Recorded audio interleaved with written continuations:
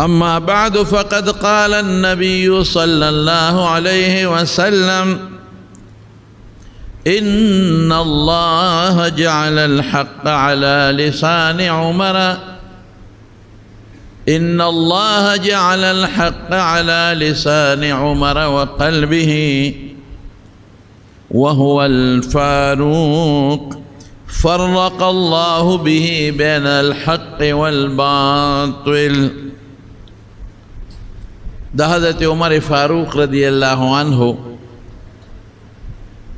صدا سے بعض داغد حالات و ذکر میں دتا شروع کردیو دس مقاصد دینیہ و دا پارا دا رسول اللہ صلی اللہ علیہ وسلم دویم خلیفہ دے اور ما چکم حدیث ترتو و دا حدیث پا طبقات کبرا طبقات ابن سعد کے وطاوان دا پاگے کے موجود دے. رسول اللہ صلی اللہ علیہ وسلم فرمائی کہ اللہ دا عمر پا جبا او پزڑ باندے حق جاری کرے دے زڑکیم حق خبر رازی او پا جبیم حق خبر رازی او وهو الفاروق حضور پاک فرمائے او فاروق وتولی وی دا دی وجہ چی فرق بین الحق والباطل ہر موقع باندے دا حق پا مقابلہ کے دا باطل پا مقابلہ کے دا حق لپا یو خاص انداز ترجیح ورکڑے. ہر صحابی حق جدا کرے دا باطل او اللہ او دا اللہ قرآن حق جدا کرے دا باطلنا خود پا یو خاص انداز پا جوان مردے او پا یو خاص طریقہ او پا یو خاص کیفیت باندے دا حق بول بالا کرے دا باطل پا مقابلہ کی. دا بدر دا قیدیانو متعلق چکلا مشورہ وشوا چکم اویا کسان نیولی شویو صحابہ ٹول ناستی رسول اللہ مبارک تشریف فرما دی چی دی سر سوکو نو اکثریت و صحابو دا ریوا چی دا اللہ رسولہ دا بپریدو او دا دینا با جرمانہ والی فیدیہ ورطوی جرمانہ اگا جرمانہ با منگ پا خپل ذاتی استعمال کے نراولو پاگی با دا جنگ سامان توری نیزے چے کم سامانی ابا پی والو یو زورن ابا مدویتا میلوشی او پری بیدو زکا چے اکثریت خپل خپلوانو ٹول دا تر بچے و دا ماما بچے و زوی و زوم دا قسم خلقو ماما و ترو پلار و زوی دا سے قدر کو او ممکن دا چے خدای و تیمانم ورنصیب کی او دا قیدیانو متعلق چه دا کافر نا دا کم قیدی اونی و نو دا مسلمانانو بادشاہ اللہ دا دریو خبر اختیار ورکڑے و اما من بعد و اما فداءن که اسے پریدیم ستا خواہ دا احسان پہ کے. بعض کافران حضور پاک اسے پریخیو لکا سمام ابن وصال رضی اللہ عنہ دا یو قیدینی ولی شیو او جماعت کے استنے پوری تڑلیو او دغا سے خوش کے احسانے پیو او که فدیت اخلی لکه دوینه واغشت. او بل دے فرمائی ما کان لنبی ان یکون له اسرا حتی یسخن فی الارض اغینا معلومی کی که وجنیم تال اختیار دا نو حالاتو تب بادشاہ گوری دے مسلمانانو که اسے پری خودو کے فیدی اسے دی پری دی که جرمانہ تیلیم تے غشتی شی او که وجنی ہم دا دا مسلمانانو بادشاہ لخد اختیار ورکڑے. نو حضور پاک مبارک چے مشورہ اکلا نو دا اکثریتو دا رہوا چے جرمانی بتیوالو پرے بے نو دے طبقات ابن سعد لکلی دی چے حضور پاک حضرت عمر تا مخراوانو عمر تا خو ارض خبر کے نن خود سو نوے او تا مسکیش وی سیب زمان پا خبر عمل سمنکی گی نو سلوے وی نا عمل خرستو خبر تخپل رائے پیش کا نو چے اکثریتو تا سره ملګرتیا وکړه نو ستا پرې به عمل وکړو دا قانون دی په مشوره کې چې کله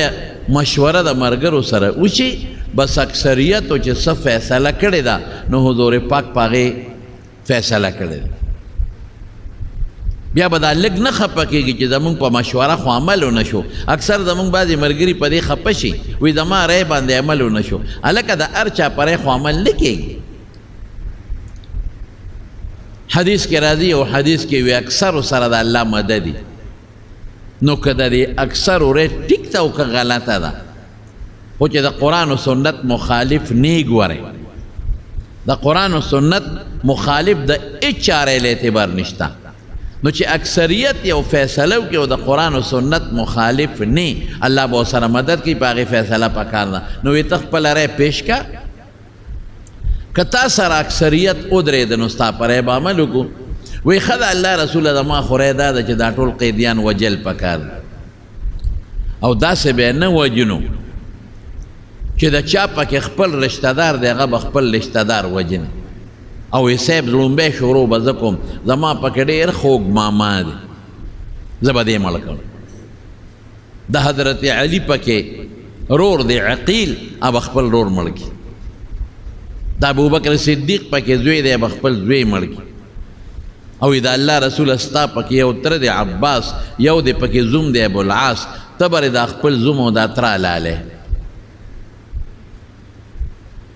ګرانه فیصله وه وی مونږ الله ته ښایو چې خدای مونږ ستا په لار کې او ستا په رضا کې د ماما نه او د زوم نه او د تره نه او د رور نه ورتېر حضور پاک صحابو ته د ده رای سره څوک ملګري یې صرف یو کس وی او زما هم دا رای ده نورو وی نه د الله رسوله داسې نه کوو جرمانه به ترې والو پرېږدو نو بیا رسول الله مبارک عمر ته وی عمره فیصله د ډېره زیاته سخته ده اکثریت ته سره ملګرتیا نه کوي نو د هغه قیدیانو نه بیا حضور پاک جرمانې واخیستې او پرېښودل نو فورا قرآن شریف کې آیت نازل شو د فیصلې نه پس یو ځل چې فیصله وشي بیا خو نه بدلیږي ما کان لنبي ان یکون له اسرى حتی یسخن فی الارض یعنی مقصد یې دا چې د عمر ری ټیک و دا ټول د دې نه وینې تویول پکارو دا وجل پکار زمونږ دا طالبان دی ته موافقات عمر وی دی په خپله یو ځای کې وی وافقت ربي فی ثلاث هغه وخت کې دته درې خبرې را مخکې شوې وې ځکه یې ثلاث وی چې دریو خبرو کې زما رای د الله پاک د رای سره موافق شوی ما یو خبره پیش کړې ده هغسې د الله فیصله راغلې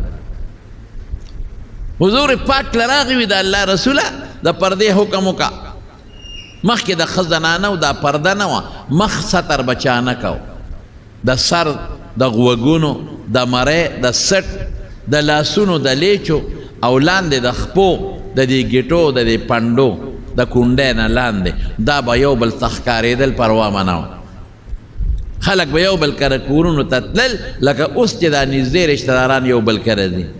یا دا بعضې ګاونډیان یو بل کره ځي یو بل نه ستر باک نه کوي دقسې مخکې دا ستر د دغې دی د دغه څیزونو د پردې حکم نو خلک به یو بل کره تلل نبي علیه السلام کره به هم صحابه تلل راتلل نو حضرت عمر وی د الله رسوله هر قسمه خلک ستا کور ته راځي منافقین هم راځي او نیکان هم راځي منافقین اسې نه چې په بد نظر ګوري نو مهرباني وکړو د پردې حکم وکړه دې خلکو ته رسول الله مبارک او فرمایل چې ما ته د الله را طرف نه حکم نه شوی نو زه خو فیصله نشم کولی الله پاک بیا سموده پس چې څنګه د عمر رای وه هغسې حکم نازل باس پرده لازمه شو او الله پاک داسې حکم را نازل کو چې بیا صحابیاتو به د دې نه مخکې چې بار بچه تتلې پړونه به یې په سره یا پړونه به یې نو فورا یې د پړونو د پلسکو نه ځان له لوپټې جوړې کړې او بیا به یې لوپټې په سرولې لوپټه کې سر او مرۍ او سټ او دا څیزونه دا پکې پټ شي دا دویمه خبره شو عمره کې رسول الله مبارک ته حضرت عمر وی چې مونږ طواف وکړو دي صحابو ته ووایه دا مقام ابراهیم ډېر برکتي ځای دی هلته د ابراهیم علیه السلام هغه کاڼې پروت دی چې هغه بیت الله جوړو او د هغه د خپو د دې ګوتې د بند دومره نښې دي پکې د دواړو خپو. نو دې ملګرو ته حکم وکړه چې دلته یو 2 رکعاته نفل کوي. عمره زه خو د ځانه نشم کول، د الله حکم نشته. اقصې لږ ساعت پس جبریل آیت راوړه واتخذوا من مقام ابراهیم مصلی، چې مقام ابراهیم سره 2 رکعاته مونځ کوئ. دا درایم عبدالله ابن ابی چې کله مردار شو مړ شو، د ټولو منافقینو مشر و سردارو عبدالله ابن ابی مونځ به یې کو د حضور پاک سره. جهادونو لم تللی دی، باقاعده په جهاد کې شرکت کړی دی. لئن رجعنا الى المدینة لیخرجن الاعز منها الاذل، خو هلته هم د خولې نه ګډې وډې ایستې دي. جومات کې به کېناستېده، د حضور پاک سره په مشورو کې به ناستو، د احد متعلق چې مشوره کېده دا سپېره پکې ناست، لیکن دړنې حضور پاک نو منلې. اوس هم ډېر خلک داسې وي د ملایانو لاسونه هم ښکلی، تقریر ته هم کښېني، خبرې ته هم کښېني، خو پړه کې د دغه مولا عزت هم نشي برداشت کول. دا بس یو فطرت دی، دا د منافقت فطرت دی. جمعات کې به امام پسې مونځ مو کې 5 وخته امام یې دی، مونځ به ورپسې وکړي، شاته به ورپسې خبرې هم کوي. هلکه چې دا اهل نه دی او دا ذلیله دی او سپک دی، نو بیا دا مونځ ورپسې ولې. د دې وجې نه زمونږ فقهاو لیکلي دي بعضې نسبونه دي او بعضې قصبونه دي چې وایي دا خلک امامان مه جوړوئ. د هغې وجه سره د هغې وجه داره چې ستا په نظر کې دې سپک را نشي. امام ته به په سپک نظر نه ګورئ، تا ته دې د پیغمبر په مصطلح ولاړ دی او د هغه د برکت نه ستا مونځ یو په 20 شو. که د امامتي نه وه کړې تا به ځان له مونځ کو یو په یو به او د په برکت ستا مونځ یو 20 توله ورسېد. ترجمه به هم ته کوي د قرآن شریف، بار به ورپسې خبرې هم کوي. هلکه ظالمه دا خو ستا استاذ شو. بیان به موري په جنازه کې، په روغ او په صلح کې او په جمعه کې، نو چې بیان دې واورېده نو خو د دین خبرې دې زده کړې، نو استاذ دې شو. نو چې استاذ ټول زما شاګردان یې، ځکه زه د دین خبرې درته کوم او هغه تاسو اورئ، دې ته شاګردي وایي. صحابه به هم دقسې د حضور پاک نه د دین خبرې اورېدې او به یې یادولې. پیغمبر علیه السلام ته خو بخاري شریف مخکې نه پروت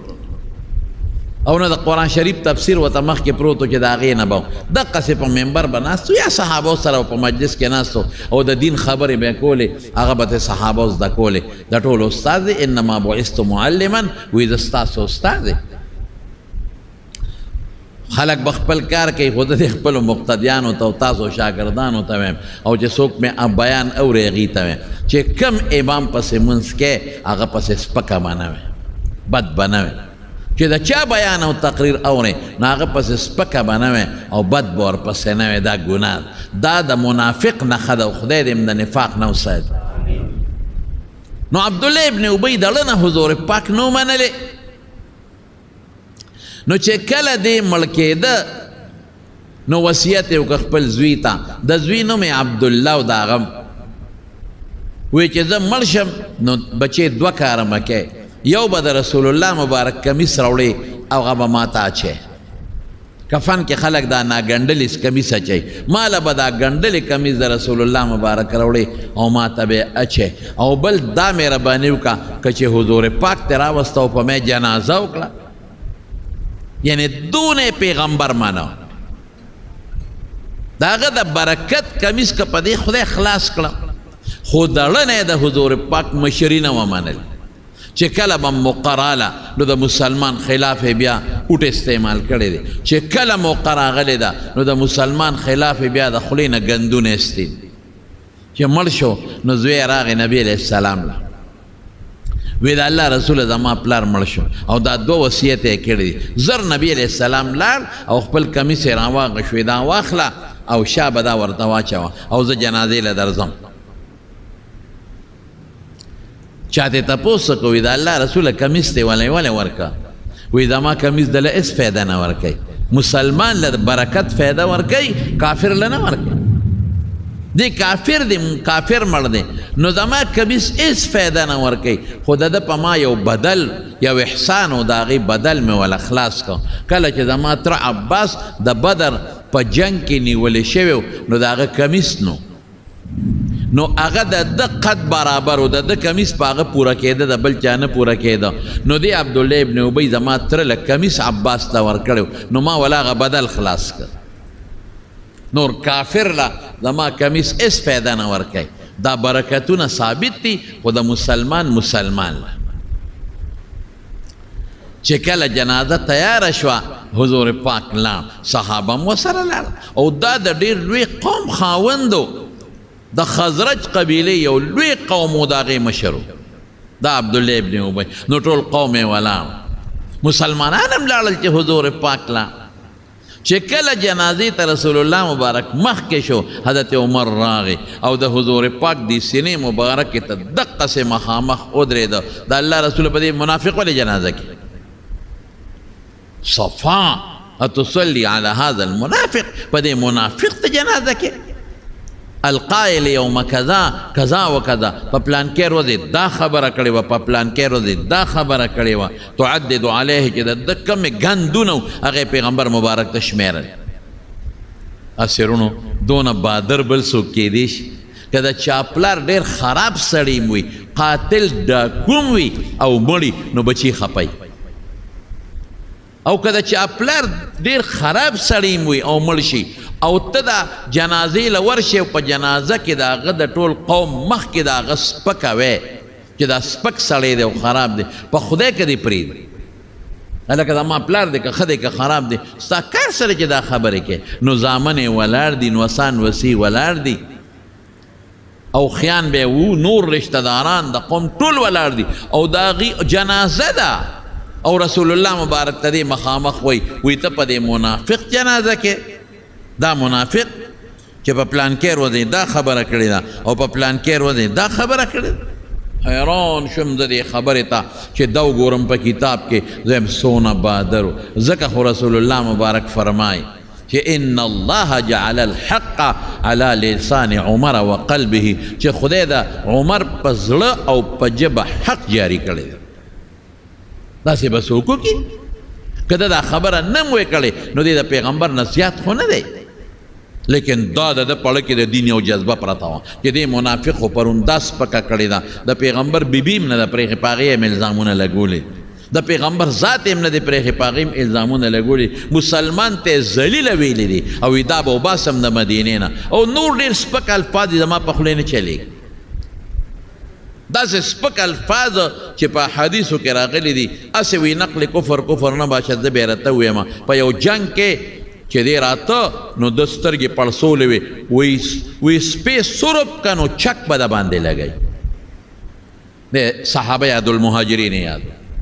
چې موږ دلته مالونه ورکړه اوس په موږ د پاسه را لګېږي څومره سپک لفظ دی د خدای سپېره داسې سپک الفاظ یې ویلي دي نو حضرت عمر کې ښه جذبه پرته وه رسول الله مبارک ورحمدله دی نو راغی مخامخ ورته ودرېده ته په دې منافق جنازه کې رسول الله مبارک مسکی کېږي وی اخر عني یا عمر رستو شه جنازه پې کوم چې پته ولګېده چې دا خو نه صبرېږي او خامخا کوي وی ته قرآن نه منې کړی الله درته نه دي ویلي چې جنازه مه کوه ځکه د دې نه مخکې یو ایت نازل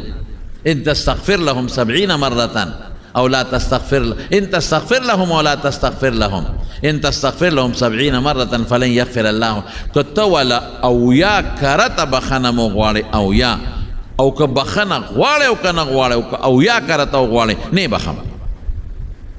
وی تا ته خدای نه دی ویل د دې مطلب خدا د جنازه مکه او جنازه خلک دی لکه چې دا مسلمان لزه سپارښت وکم خدای پاکي وبخي نو چې الله نه بخي نو ولې په جنازه کې حضور پاک فرمایل وی عمر زه خدای منې کړی نه یم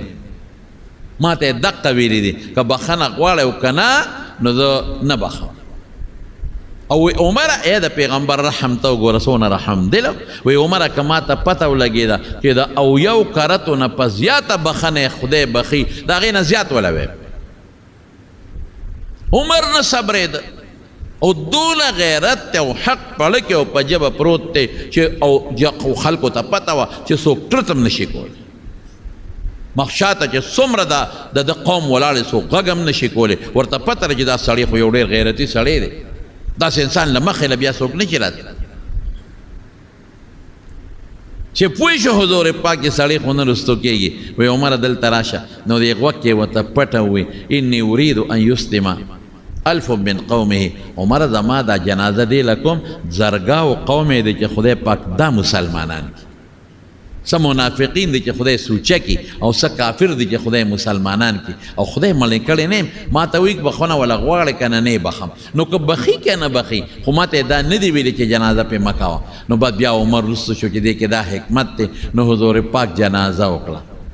واقعی د هغه جنازې برکت ده چې د عبدالله ابن ابی څومره په زرګاو دوستان غلامان برایان رشته داران امسایگان زمیداران ټول خدای په یو ژبه سوچه مسلمانان کړل دا د جنازې برکت شو هر شي کې د الله حکمت دی لیکن قرآن نازل شو فورا ولا تصلي على احد منهم مات ابدا ولا تقم قم على قبره ګورې نن خو د جنازه د منافق وکړه د یو حکمت لاندې خو عمر چې ویلي ټکي ویلي دي د دې نه پس په د منافق جنازه نه کې نه به په قبر دعا ته ودرېږي د دې مفهوم دا شو ځکه خو رسول الله مبارک فرمایي ان الله جعل الحق على لسان عمر او قلبي وړکې او په ژبه کې ورته خدای حق اچولی هغه خبره چې د الله په کتاب کې ده مخکې درته الله الهام وکړي د خولې نه وباسي داسې یو سړی او وهو الفاروق پیغمبر علیه السلام فرمایي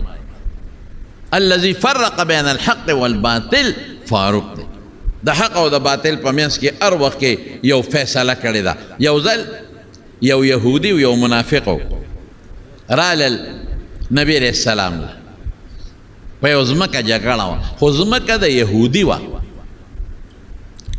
د دې منافق دا خیالو چې حضور پاک له به لاړ شو نو منافق خو د خولې نه مسلماني نو رسول الله مبارک به زما ظاهري مسلمانۍ ته وګوري نو ما له به فیصله وکړي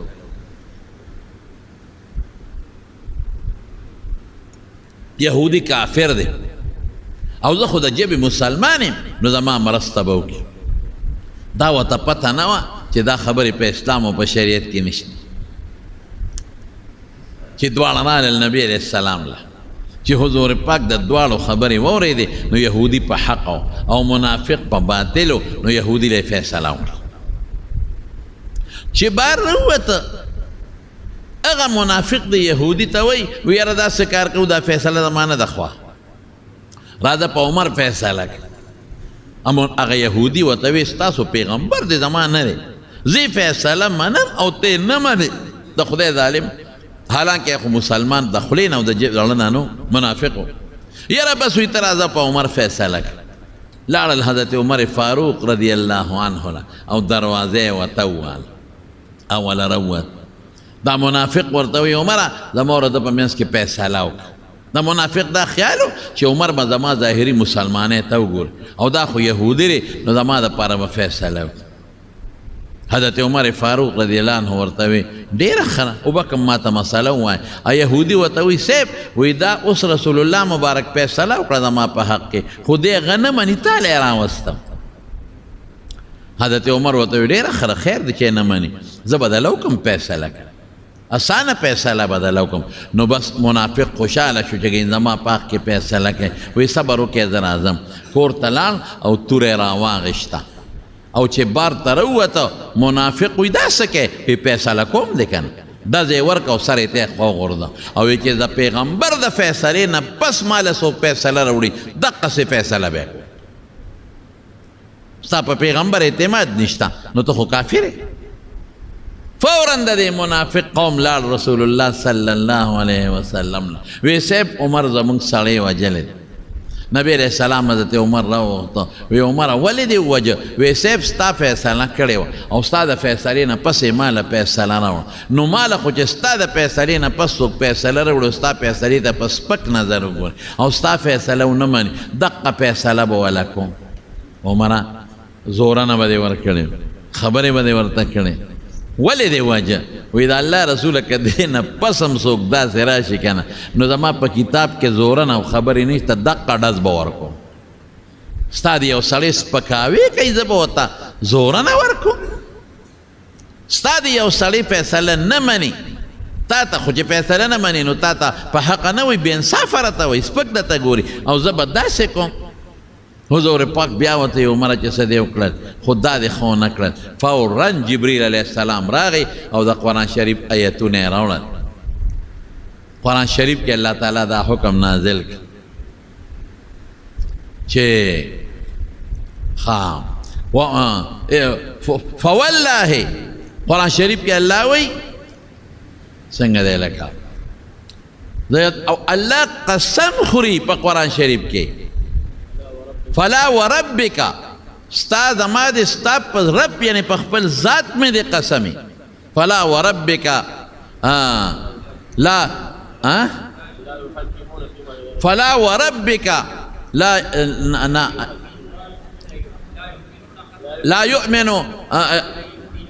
لا يؤمنون حتى يحكموك فيما شجر بينهم ثم لا يجدوا في انفسهم حرجا مما قضيت ويسلموا تسليما الله وی زما د په ذات قسمی چې د پیغمبر فیصله چاو نه منله او پړکی وی چې دا خو نه کړله په خلی خو سکه چې پړکی دا وی چې دا فیصله خو نه کړله دا مسلمان نه دی مطلب دا آیت دقه شو چې دا عمر سکړی ټکی کړي بعض علما وایي چې رسول الله مبارک بیا د دې آیت نه پس ورته فاروق لقب ورکړ نو طبقات ابن سعد کې دا حدیث موجود دی چې رسول الله مبارک فرمایي وهو الفاروق الذي فرق بين الحق والباطل الله د په وجه د باطل او د حق په منځ کې تمیز راوستی یوازې دا نه هر ځای کې به په میدان ولاړ که چا به څه داسې خبره کوله چې رسول الله مبارک به کله د حکمت نه کار اخیسته او لږه نرمي به یې کوله بس دی به په میدان کلک ولاړ او فورا به وی الله رسوله په دې تورته دا سټ نه چې کله فتح د مکې و مکه فتح کېده نو هغه وخت کې ابو سفیان رضی الله عنه دی لا کافر او د مکې سردار یو دیو یو دو کسان وسره نورو هغې راووتل دا یو پروپیګنډه وه چېرې مسلمانان را روان دي په مقام لکه یره وی زو معلومات کو چې دا خبره رښتیا ده او که نه ده خیره قصه اوږده ده چې د بل وخت بیا درته ویم چې رالل د رسول الله مبارک څوکیدارانو بس هغوی ولیدل چې ویې لیدل بس هغوی کلک ونیول او پیغمبر علیه السلام لی راوستل خو چې راوستل حضرت عمر ته خبر شو بس هغه ورپسې اسوس غاله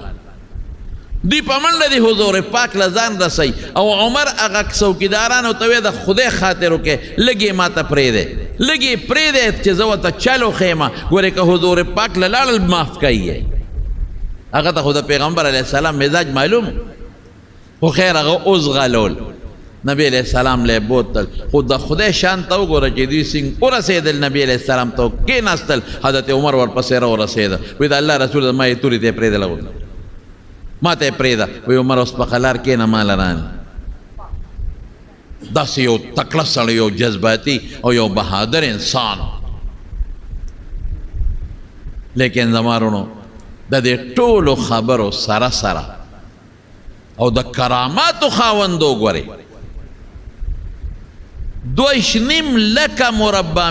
مربع میل علاقه 22.5 لاک مربع میل علاقه د په زمانه کې مسلمان اسلام کې داخله شوی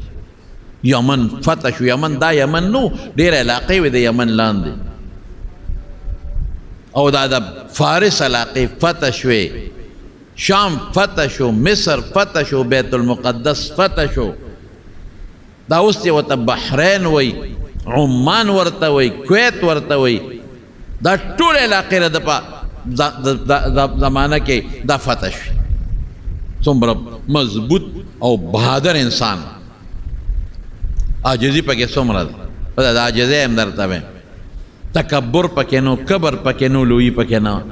او رسول الله صلی الله علیه وسلم صفتونه څونه کړي دي اوهو پیغمبر علیہ السلام په خپله فرمایي وایي دا دوه کسان ابوبکر او عمر په دنیا کې هم زما وزیران دي او په آخرت کې به هم زما وزیران دا یو څونه لویه خبره ده. مونږ خو یریږو چې خدای څه به کېږي او څه به نه کېږي، او یو ځل نه څو ځله رسول الله مبارک د دې په حق کې دا فرمایلی دي ابوبکر فی الجنه، جنت کې به، عمر فی الجنه، عمر به هم جنت کې به. دا یو ځل نه، دا د احد په غر هم ویلي، دا یو باغ کې رسول الله صلی الله علیه وسلم ناستو او عمر را دننه کېدی، اجازت یې غوښته او سړي ورته ویل صاحب عمر راځي اجازت غواړي، و اجازت هم ورکړه او د جنت خوشخبري مولا ورکړه. او پیغمبر مبارک بل ځای فرمایي وی الله د عمر په حق په ژبه حق جاری کړی دی، وی د حق د وجې ته خلک خپي، وی که حق تریخې مې خو دې یې وی. څومره لویه خبره ده د عمر په حق. او په پخوانو کتابونو کې چې څنګه د رسول الله مبارک د نبوت او د پیغمبر علیه السلام پیشنګویی راغلی دي، دقه دواړو خلیفګانو په پخوانو کتابونو کې هم صفتونه راغلي. لیکن زمارونو د خدای یره په سونه غالبه وی. حضرت حذیفه ابن الیمان رضی الله عنه دا د رسول الله مبارک صاحب الاسرار صاحب السر، پیغمبر علیه السلام ډېرې خبرې د سره پټې په غوږ کې ویلې. هغه داسې خبرې وې چې زمونږ سره تعلق د عام مسلمان سره نو، باقي مسلمان مکلف نه دی چې دا کار دی وکړي یار ته ځان وساتي، خو بعضې علمي خبرې وې چې هغه رسول الله مبارک حضرت حذیفه سره پټې کړې وې. وی حذیفه ته مې په خبر کړې چاته مه وایه چې د پیغمبر رازداري خو بیا به چاته نه وایي. چې کله دې بادشاه شو حضرت حذیفه ابن الیمان یې راوغوښته، وی حذیفه راشه امیر المؤمنین سوی، وی تا ته خو پیغمبر مبارک ډېرې خبرې پټې پټې کړې دي. وی او امیر المؤمنین، وی منافقین یې درته خولی دي؟ وی او امیر المؤمنین بالکل ټول منافقان یې راته خولی، فلان کې د فلان کې زوی منافق، فلان کې د فلان کې زوی منافق، فلان کې د فلان کې زوی منافق، یو د مدینې او د ګیر چاپېره د ګاونډ منافقین یې راته خولی او یاد دي وی لیست مې په دې اړه کې پروت دی، ما ته پیغمبر وښیي زه به یې هیر کړم. ټول منافقین یې راته ښودلي، خو ګوره امیر المؤمنین تا ته یې نشم خولی. یو خو د پیغمبر راز دی ځکه یې راته نشم خولی، بل کې دا وکړه تا ته وښیمه ته خو جذباتي انسان یې اوس پې راوغواړې ټول به ټک وسطرې کړي. امیر المؤمنین درته یې خولی نشي. حضرت عمر وجړل، داسې سلګۍ یې ووالې، ډېر زیات یې وجړل او حذیفه ما ته مخ آیا چې پیغمبر تا سره راز دی، زه دنه نه غواړم چې ما ته وښیې، خو ته په دې منافقینو په دې لیست په دې اړه کې چې پروت دی لږ نظر ور واچو چې د عمر نوم پکې شته او که نه شته. دومره یره وکړه، ښه ورته پته ده چې پیغمبر د ما متعلق فیصله کړې ده، وینا یې کړې ده او د الله په حکم چې جنت ته به ځي، خو دومره په یره غالبه شوه وایي څه پته لګي. الله ډېر زورور ذات دی، الله یو فیصله وکړي هغه نه څوک تپوس کولی شي.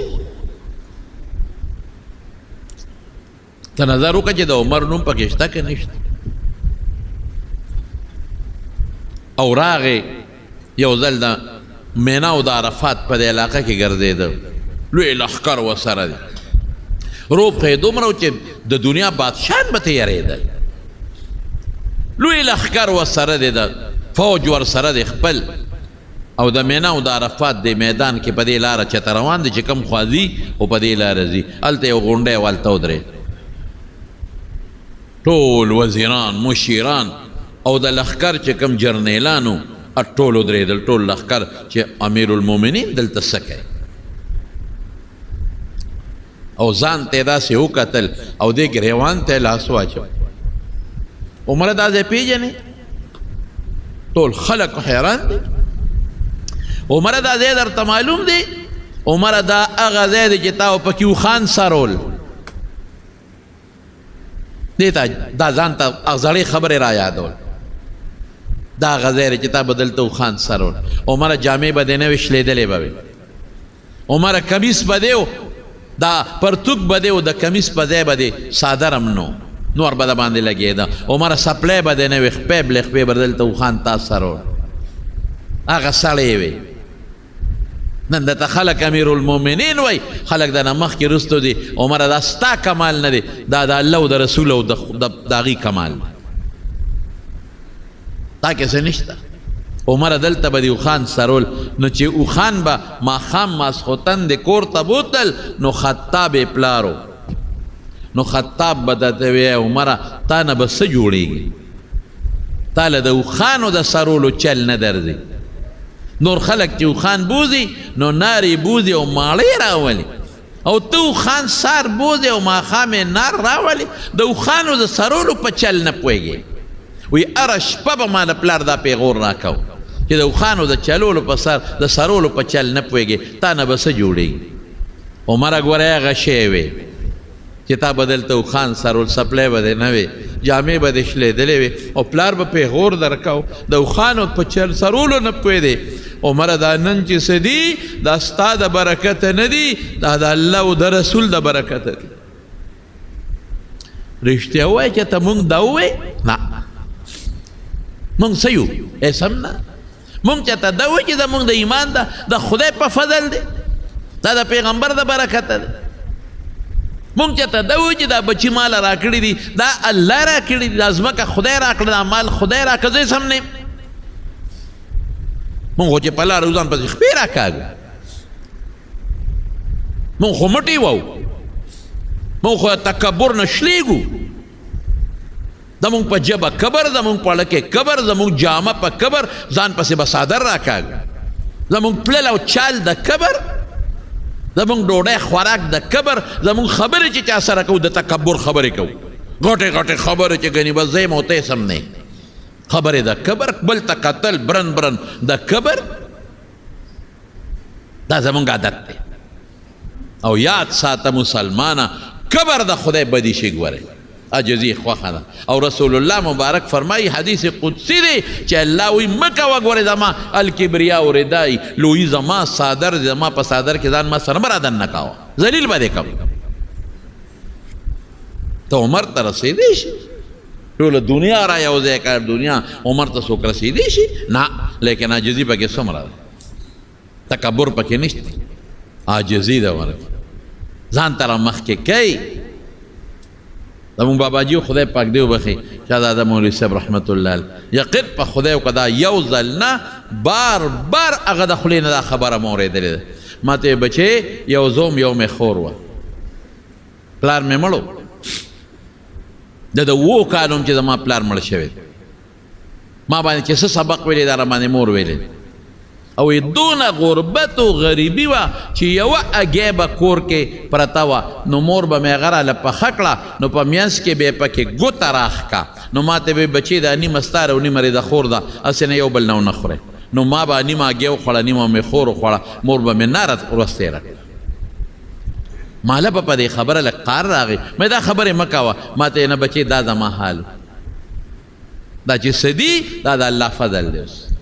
دا د خدای کرم دی او دا یوازې په هغې نه دا په موږ ټولو مسلمانانو تیر شوي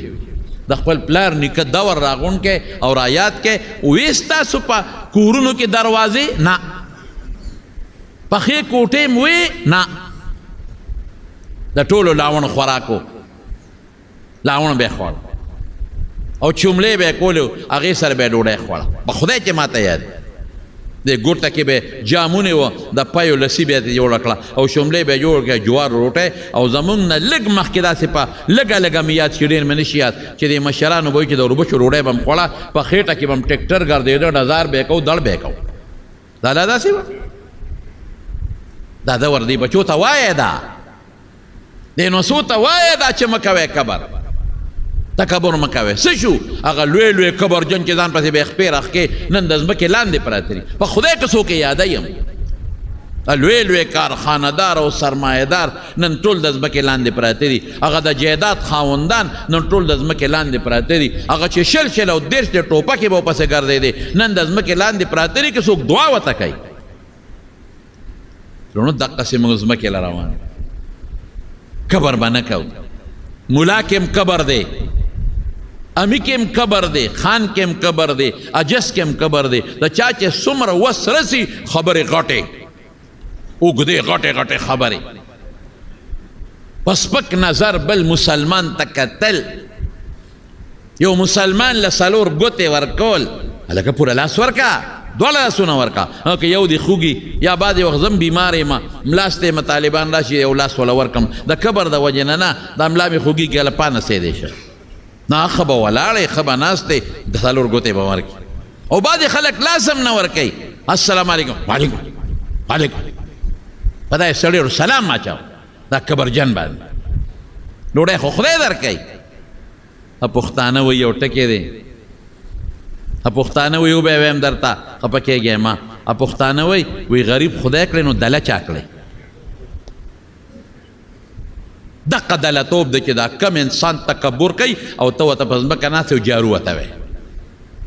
دا بېغیرتوب دی دا دلتوب دی اره ته سپک ګورې او ته بیا هم ورځې او نه ورته ګورې ولې ډوډۍ درکوي ډوډۍ د خدای په لاس کې غیرت ډېر ښه شی دی خدای پاک دې په مونږ کې پیدا کړي نو حضرت عمر فاروق رضی الله عنه کې عاجزي وه دا حجز انکسار و پکې ډېر زیات او د الله عاجزي خوښوي من تواضع لله خو عاجزي به هم د ښودنې دپاره نه کوي چې خلک وایي چې د کې عاجزي را الله دپاره به کوي چې د الله عاجزي خوښه ده نو رسول الله مبارک فرمایي رفعه الله دله به خدای پاک عزت ورکوي او برکت لوړ مقام به له خدای ورکوي هر سړی به د ځان نه لوی ګڼي هر ځان به د هر چا نه کمزورې ګڼي هر سړی به د ځان نه غټ ګڼي د ځان نه به لوی ګڼي دا به نه وی چې یم خزیم مولیانو ته ویم دا به نه وی چې زما نه غټ مولا خو بل نشته چې مولا یم خزیمه نه فوق کل ذي علم علیم موسی علیه السلام ویلو وی انا اعلم نو الله په قرآن شریف پنځلسمې سپارې شپاړسمې سر وګوره حضرت خضر لی ولیږه او هغه سره یو مخصوص علم مویدات یې زده کړه موسی علیه السلام پیغمبر و خبرې ټیک وه پیغمبر په قوم کې او په خپل امت کې زیات پوی وي خو تعبیر ټیک نو دروغ یې نو ویلي رښتیا یې ویلو تعبیر یې ټیک نو چې زه زیات پویم مولیان دې هم دا نه وایي چې د ما نه زیات پوی بل نشته نه زه ډېر کمزور یم ډېر عاجز یم او ډېر کمزور یم او تاسو ته هم ویم په ځان کې به کبر نه پیدا کوئ د عمر نه لوی شخصیت او لوی انسان بل نو څونه عاجزي وه پکې هغه میدان کې ولاړ خلک حیران دي وي امیر المؤمنین دا څه وی نه دي خپل نفس ته یادومه زما دا نفس غټ شوی دی اوچت شوی دی د نفس ته یادومه چې عمره ګورې دا سړی وي یقین په خدای وکړه د دواړو جهانو مبارک سردار حضرت عمر فاروق رضی الله عنه بره وروخته نو حضور پاک په پوزه کې ډډه والی وه څومره لوی شخصیت صاحب او سرمن ته د یو بالغ د سرمن څونه کلکی او دننه پکې مالوچ پوم نو دننه پکې د کجورو پاڼې وي نو چې سرمن هم د بالغ یو دننه پکې د کجورو پاڼې بخاري کې راځي دا به څومره ستغ او څونه کلک وي او لاندې درې نه وه لاندې د کجورو پوزه کې و په هغې ملاستو او دا کمیس دی هغه به عموما څادر په سر او د کمیس په ځای باندې حضرت عمر چې ورغی نو ډډې ول راپاڅېده وایي چې مې وکتل حضور پاک ته نو په دې مبارک نیازبین وجود یې د هغه پوزکي د پاڼو پټې پرتې وي ما وی د الله رسوله فارسیان او رومیان کافران ورشه وګوره هغوی ته په نعمتونو کې دي موږ د خدای څومره خوښ یو د الله نه سوال وکړه چې خدای زموږ حالت هم ښه کړي وایي چې دا مې و رسول الله مبارک غصه شو انت فی ذلک انت یا عمر ته دې سوچونو کې پروت دی دغې خلکو له خدای په دنیا کې ورکړه آخرت یې نشته موږ له به خدای خیرت راکړي څومره عاجزي په حضور پاک کې نو دا د پیغمبر مبارک صفات صحابو ته منتقل دي نو حضرت عمر فاروق رضی الله عنه کې هم دقسې عجز و انکسارو او عاجزي وه مونږ کې د خدای پاک عاجزي پیدا کړي د عمر نه نشو غټېدی د هغه نه نشو لوی کېدی د لوی سلطنت خاوند نن زمونږ بادشاهان او زمونږ قاضیان او زمونږ والیان او زمونږ مشران په خدای د کبر نه شلېږي چا سره خبرې نه کوي الله دې مونږ کې عاجزي پیدا کړي نو سب بعض حالات نور دی آئنده جمعه برته ویم انشاءالله العزیز بعضې ملګري بیماران دي دعا غواړي دعا ورته وکړي الله ته زمونږ کې عاجزي پیدا کړي خدای د کبر او تکبر نه مو سات الله تل ویې ته په ذات کې او په صفاتو کې الله تل ویې مونږ څه یو منټ کې که اوس وغواړي زمونږ دا جون بني یو منټ کې کو څه غواړي پالج به دې وي په کټ کې به پروت دی الله په مونږ کې عجزي پیدا کړي الله مونږ جزان یو خدای تا ته محتاج یو نحن الفقراء من فقیران یو انت الغنی ته محتاج هیڅ چاته حاجت نشته الله زموږ په حال رحم وکړي الله د پریشانو نه مو ساتي الله چې کوم بیمارانو دعاګانې غوښتې دي په دې مجلس کې څوک بیماران دي په کورونو کې الله روغ صحت ولا ورکړي خدای بیماری هم ستا په لاس کې ده او صحت هم ستا په لاس کې دی خدای بیماری ستا نعمت دی نه شو ټینګېدی ورته خدای دا بیماري موږ له روغ صحت په نعمت باندې بدله کړي الله چاته څه مشکلات پریشانې دي مشکلات او پریشانې ولا په خوشحالو باندې بدله کړي الله که د چا بچي نه اولاد ولا ورکړي الله که د چا نارینه اولاد دي نارینه اولاد ولا ورکړي الله که د چا یو بل سره روانې بغضونه حسدونه دي الله پر هغوی باندې بدله کړي خدای زمونږ په زړه کې د ایمان رڼا واچوي الله زمونږ بچوله او زمونږ وسان وصول او چې څومره رشته داران دي او دوستان دي د خیر او برکت او د عافیت زندګۍ ورکړي او زمونږ د جمع ته د ډېر لرې لرې ځای نه مسلمانان راځي الله په یو یو قدم ولا اجرونه برکتونه ورکړي څومره مسافر دي په بار ملکونو کې دي ته ډېرې دعاګانې کوي سفر ډېر ګران دی الله چې څومره مسافر یې سفر د مشکلاتو نه وساتي او ته ورته الله په رزق کټولو کې اساني پیدا کړي الله مونږ مونځ ګزار کې زمونږ بچي مونځ ګزار کې الله دیندار هم کې بچي هم دینداره کې د ناګهاني شلقونو نه او د ناګهاني آفتونو نه هم سره د اهل اولاد الله په امن و امان کې وساتي وصلی الله تعالی علی خیر خلقه محمد و آله و صحبه او زمونږ یو دوست په دې چکدره کې امین الحق باچا صاحب د هغه تره وفات شوی و پرونی جنازه وه دعا ورته وکړئ چې الله تعالی مغفرت نصیب کړي الله یې د آخرت خوشحالۍ نصیب کړي زمونږ مولانا نور الحق صاحب بیمار دی هغه ته دعا کې اسپتال کې داخل دی د دارالفقانیه کوړي محتمم صاحب چې الله والا روغ صحت ورکړي زما څه نور دوستان دي په دې پنډۍ کې پاتې کېږي هغوی ته څه مشکلات دي دعا ورته وکړئ چې هغه مشکلات ورته الله په خیر او په خوشحالو باندې بدل کړي برحمتک یا ارحم